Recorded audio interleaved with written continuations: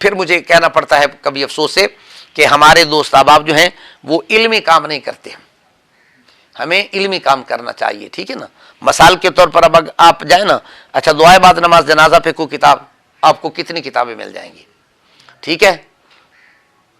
میں تو حیران ہوں, تو کبھی یعنی کنڈوں پہ بھی کتابیں لکھتے ہمارے بزرگ, کیا بات, کنڈوں کی شرعی حیثیت, کمال ہوتا ہے نا. دے کنڈوں کی شرعی سے کتابیں لکھی ہوئی ہوتی ہیں, کیا کہوں اب آپ.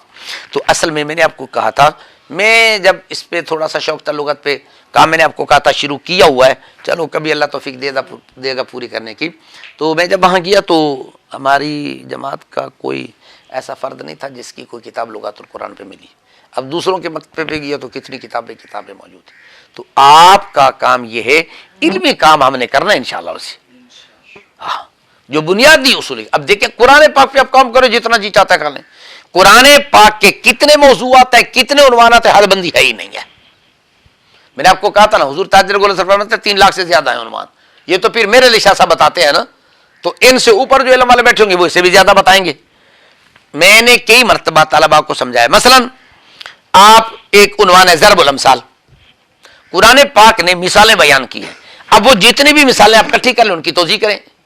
پورا ایک عنوان ہے, لا تدری کیا ہے, بسم اللہ, وضرب اللہ مثلا الرجلین احدہما ابکم, ہے نا قرآن پاک میں. اب اللہ تعالیٰ نے مثالیں بیان کی ہیں قرآن مقدس کے اندر, بہت ساری مثالیں ہیں.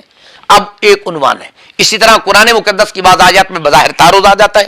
اب وہ آیتیں اکٹھی کر لیں, پھر ان کے درمیان میں شروع ہو جائے تعارف کا ارتفاع کیسے ہوگا, تعارف ختم کیسے ہوگا, یہ ایک مستقل عنوان ہے. اسی طریقے سے آپ ایک عنوان لے لیں, مثلا قرآن پاک کے اندر جو مشکل الفاظ آئے ہیں ان کی تشریح و توضیح کریں. مشکلات القرآن کے عنوان سے ایک کتاب میرے پاس موجود ہے, اور بھی ہو سکتے ہوگی, میرے پاس ایک موجود ہے, ٹھیک ہے. تو اب یہ قرآن مقدس کے اتنے عنوان آتے ہیں, یار اس پہ کام کریں نا, یہ ہے کام کرنے کا. قرآن پاک پہ کام کریں, حدیث پاک پہ کام کریں, یہ اصل کام کرنے کے علمی کام ہے. باقی فروعات ہیں, فروعات کے اندر ہم الجھ گئے. وہ یار اقبال پھر مجھے یاد آ جاتا ہے, اقبال بھی کمال کا بندہ ہے, کمال کی باتیں کر جاتا ہے. اقبال کہتا ہے یہ امت روایات میں کھو گئی, حقیقت خرافات میں کھو گئی ہے. یہ امت روایات میں کھو گئی, حقیقت خرافات میں کھو گئی ہے. ہم کہاں چلے گئے ہیں. اقبال تو بار بار ہمارے ضمیر کو جھنجھوڑ کے کہتا ہے, لیکن ہم اقبال کو پڑھتے ہی نہیں, اس لیے پڑھیں گے تو ادھر توجہ ہوگی نا. تو بہرحال چلو یہ موضوع الگ ہے. تو کل آپ نے اس کی اچھی تیاری. لغت القرآن پہ بہت ساری کتابیں موجود ہیں, کافی ساری کتابیں موجود ہیں, جتنی آپ تلاش کریں مل جاتی ہیں. تو پھر آپ کا کام ہے ان کا مطالعہ کرنا, محنت کرنا. آ جائے گا سبق سمجھ میں. چلو جی, چلیں بشا.